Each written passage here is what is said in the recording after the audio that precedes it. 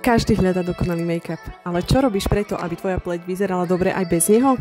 Poď si so mnou urobiť večernú skincare. Ja používam produkty Mary Kay, pretože mojej pleti maximálne vyhovujú a viem, že základom krásnej pleti je nájsť to svoje a nestriedať stále niečo iné.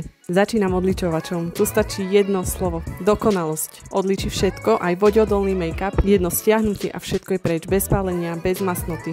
Pokračujem micelárkou, ktorou len narýchlo stiahne make-up. Tu veľa žien s čistením končí. Chýba. Vždy použij aj hĺbkové čistenie.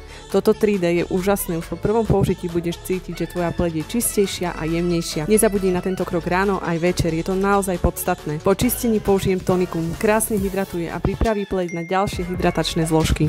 Áno, jeden krém nestačí. Produkty vrstvy. Použijem super sérum proti vráskam, hydratačné super sérum, toto odporúčam naozaj každej jednej žene.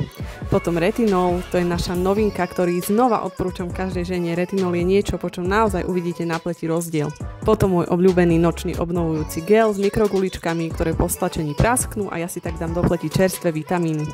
Na záver krém, ktorý milujem zmiešať s našim top prírodným olejčekom, ktorý má tú najúžasnejšiu vôňu.